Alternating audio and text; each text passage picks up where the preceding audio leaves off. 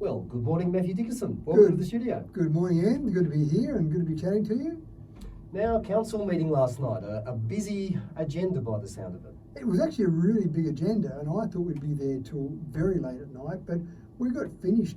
I think it was not long after 8 o'clock we actually got finished, so it wasn't too bad at the end. Sometimes when you look at the agenda, you see a huge agenda, you think that you're going to be there all night long, but some of the items didn't take quite as long to discuss as we thought they might have taken to discuss. So in the end, not too bad a meeting in terms of the length of time there, but the first meeting for the year as well, so there are probably a few things to catch up on as well.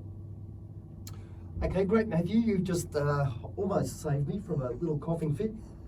I think it's coming back, but so I'll give you a chance to talk again. Oh, look, this is my perfect idea. A radio host that asks me a question then can't talk to me after that. That's right, every politician's dream. Now, one of the things on the agenda last night was Spices Creek Wind Farm. Spices Creek, I'm interested in that because that was the setting of quite a few of Henry Lawson's stories, and he would be beside himself with curiosity that there was a wind farm going there. He'd be writing poetry about it, wouldn't he? That's right. Tell us a bit about that and the Community Benefits Fund. So one of the things that's interesting, we've got approximately 37 projects, renewable projects in our area. This is part of the Central West Orana Renewable Energy Zone. And one of the things is that we've got to try and get as much money as we can out of each of these proponents for the community. And that's part of our job. We aren't the consent authority. We don't get to say yes or no to these projects. But what we do get to do is have a discussion with them and say, can we have some money? Now, the really frustrating part, Ian, is that they don't have to pay us money. There's no compulsory process. They're called voluntary planning agreements because they're voluntary. So our job is to say, it'd be a really good idea for you, as the owner of this project, to pay some money to council to be able to use in our community for lots of good community benefits. But you have to say please very nicely, because they can just say no. They have to have a discussion and a negotiation, but they don't have to give you any compulsory amount. With the Spices Creek Wind Farm, we've actually been quite successful in that one. We think it's worthwhile for these proponents to pay some money. We think it's good for their social licence. We think it's good for their reputation. This is the first one we've been able to negotiate under our new framework we've been putting together, where we're going to get 1.5% of the capital investment value. So some of these projects might be $1 billion project, for example. So we get 1.5% of that total amount of the project. And then how we get paid that money is over 30 years. So take that amount, divide it by 30. Over 30 years, we pay that with CPI. So in very simple round numbers, if you like, if you said, for example, $1 billion project, then take 1.5% of that, you get $15 million. Divide that by 30, you get $500,000. So council will be paid $500,000 in the first year. Next year they'll be paid $500,000 plus CPI, and that goes on each year for the next 30 years. So with all those different funds, that means we can do extra things in the community. But in that Spices Creek Wind Farm, as we do with all of these, we want the money to be spent mainly around the area where the impact is. So we talk about the main spend of that money will be within about a 20-kilometre radius of that area. Now, there's enough projects that will spread out around the LGA, and there'll be benefits for most people across the LGA. But that's a really good outcome there. That's after negotiation with Spices Creek, the proponents there in Spices Creek. That's after lots of back and forth with them and going through with council. So that now, as a resolution of council, is our formal position. We've got to get the proponent to sign off on that, and then once that project goes ahead, that money will start to flow in. So what's your level of optimism about that? Well, that one, yes, that's pretty well done and dusted. And as far as we're concerned now, the proponent has agreed to that 1.5%. Council resolved last night that yes, we would be happy with 1.5%. So essentially, we've done all that part, and we don't see anyone withdrawing from that. The actual project itself, that just has to go ahead now, and they've still got to go through the state planning process for the consent authority being the state government, the planning department there. But I would be very confident that will go ahead. We need to produce the power with renewables. All of these projects, most of them need to go ahead because we need that power. Okay, well that's good news. Yeah, good job there. Another renewable issue that's around is leasing some land for renewables. Tell us about that one. Yeah, so we put a report through council at the end of 2022 that talked about how many workers, how many people will be coming to this area, not just for renewables, but mainly for renewables, with lots of exciting projects that are happening. Now, that report said approximately 5,000 people over the next 5 years will be coming into this area, and for not just a short period of time, for a reasonable length of time during construction, not so much when they're all in production mode. So that's a fair amount of people. Our current population, 56,720, so we've got to add about 10% to our population in a very short period of time. How do we do that? Well, that's the challenge, but also the opportunity. One of the proponents that came along, Squadron Energy, which is owned by Twiggy Forrest, said, we need to work out a solution. What can we do? So we had some discussions, and what we've ended up coming up with is leasing a parcel of land in Dubbo for a large number of houses that they want to build there. They don't need to own them permanently. They only need to own them for a period of time. So lease that land to them for up to 10 years. Part of the deal will be they'll put the underground infrastructure in. That's expensive. Putting in power, sewer, water, putting all that underground infrastructure you need to build an estate. They'll do all that, and some roads obviously as well. On top of that, they'll pay us some sort of lease fee. We've got to negotiate that yet. They'll then go and put something on there. They will be basic houses. There'll be some type of accommodation for their staff to live in while they're doing the construction. At the end of that time frame, they'll take away those temporary houses. They'll finish paying the lease money that they've been paying us each year, and they'll leave us with an estate that's got all the underground infrastructure. So that'll be fantastic for us, because that'll save us a lot of money on producing houses or selling those blocks to houses to be built on there. So that to me is a sort of negotiation you can come up with. They need the accommodation, we're happy to provide some land for it, but we want something in a legacy left for the community. So that's the ultimate aim, I suppose, with all of these negotiations. When things have got to change, we want something to be left behind in a positive fashion for the community. So that, I think, is a good outcome. That resolution last night was really to say, let's go through and at least get council's approval to finish some of these negotiations, because there's still some negotiation to go yet. And again, the optimism question, how are we with that one? That one, absolutely, that one will be going ahead. I can't see any way known to mankind that that project won't go ahead, and then they need the accommodation. So yes, they could find some other accommodation elsewhere, but part of our policy, council's policy, is we want the workers from these projects to be living within our community. There are some processes in mines, this would often happen with, where the mine site, and in this case a renewable energy site, they build a bunch of dongers or basic container type accommodation at that site, and what happens is people go into there, they live in that donga for the week or the 10 days they might be on that project, and they go back home wherever they come from. It doesn't benefit the community at all. Absolutely. Our policy setting is that we want them living maybe on the urban fringes, but within the community itself. We want these people to be part of the community. We don't want them going back home in between their shifts, because we want them to see Dubbo or Wellington as their home. So I think, again, it's a better solution for those people. It's a better life for them, rather than, oh, I'm off to my partner, I'm off to this other project for 10 days, have fun with the kids, I'll be back in 10 days to see you again. We want them to be part of our community. Yeah, that's I love that idea, and I think some of those people will stay. Well, that's the bottom line, isn't it? They'll come, they'll say, gee, this DCFM with Ian on every day, I want to listen to this all the time, I better stay. What else could they conclude?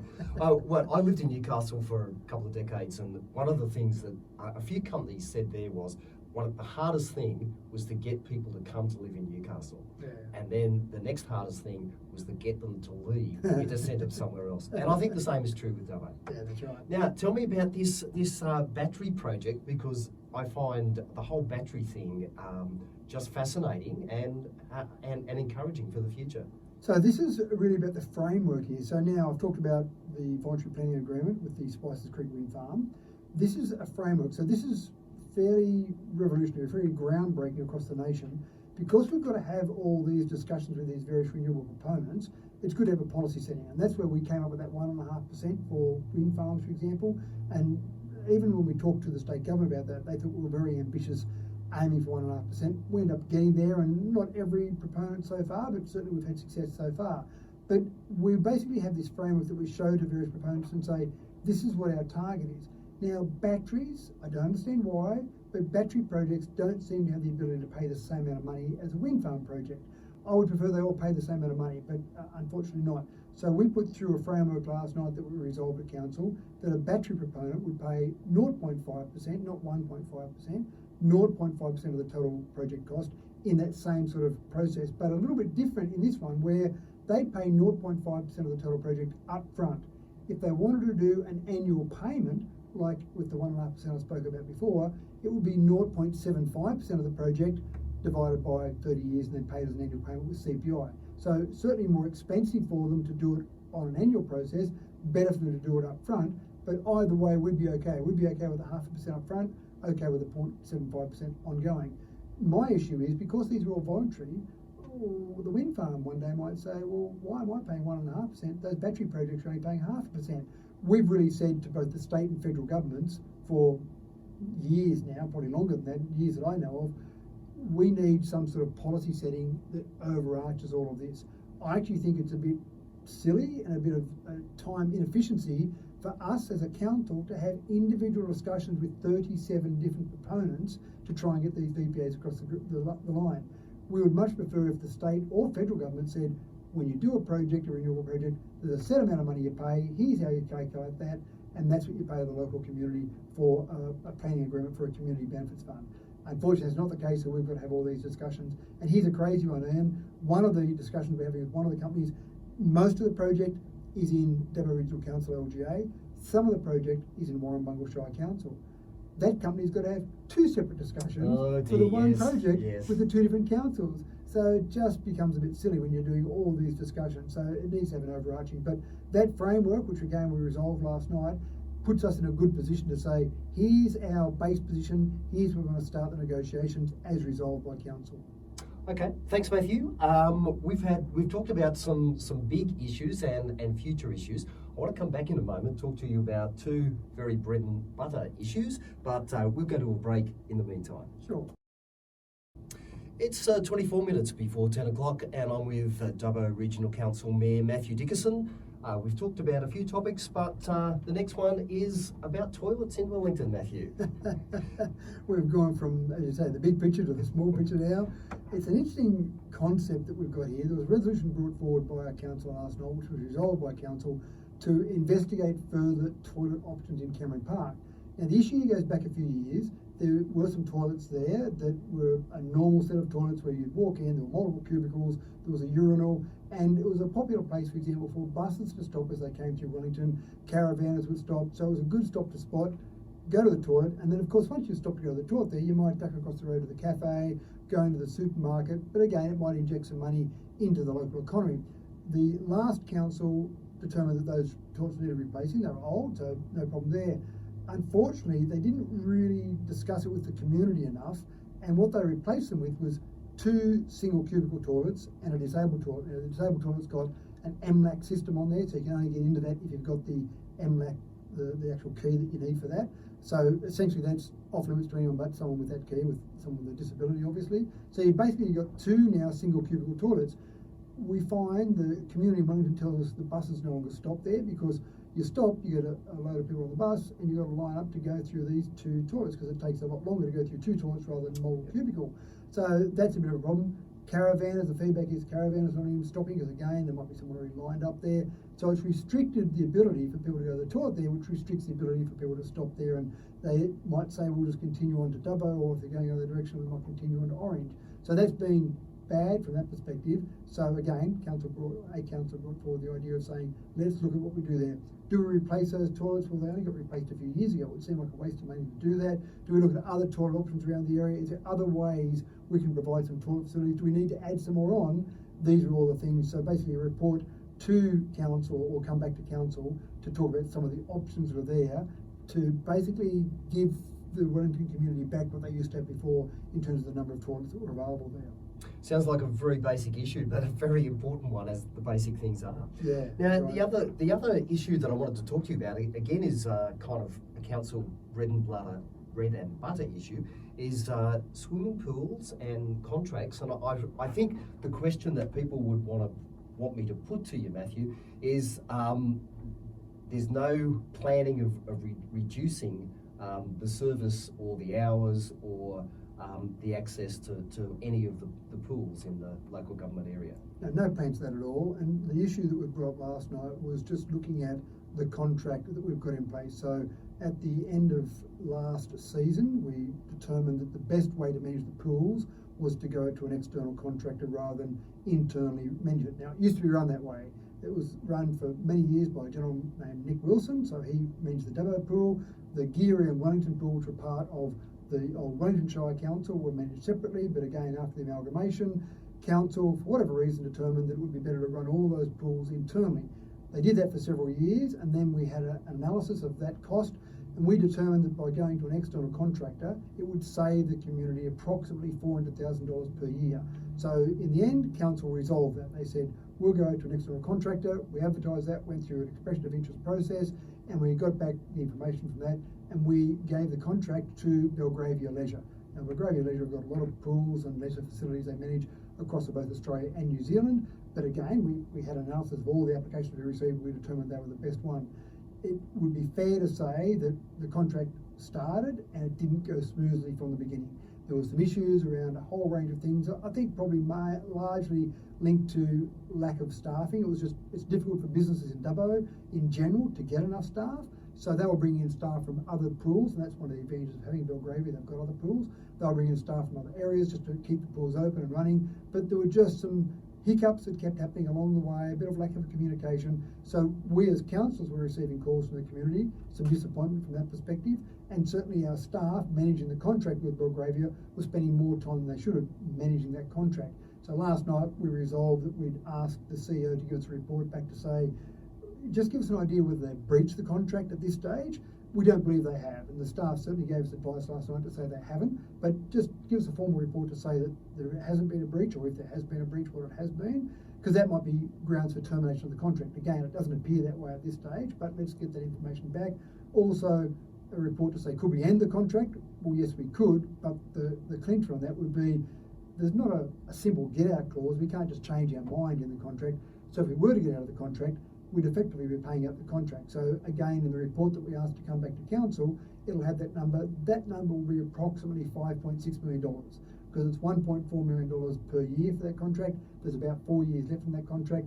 They might also want to sue for damages, but as a bare minimum, it'd be $5.6 million. But again, all that will come back in a formal report, just to basically say, here's the information.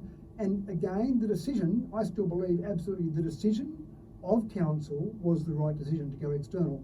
Unfortunately, the execution hasn't been ideal. And I've certainly met with Belgravia, I met with the state manager just recently, and I said, it's been a poor performance, and they certainly have admitted to that. It just really needs to improve from here on going forward. We're still committed to that contract over the life of that contract. We'll get this report back, it'll give us information, but at this stage, there's no question that we're going to go and tear up that contract. We're still committed to that contract. We just need the performance to be a little bit better. Okay, well, it sounds like that question is far from over. The conversations will continue for some time. Indeed. Thank you, Matthew. Appreciate your time, and we'll catch up next time and find out a bit more of what's happening at Dubbo Regional Council.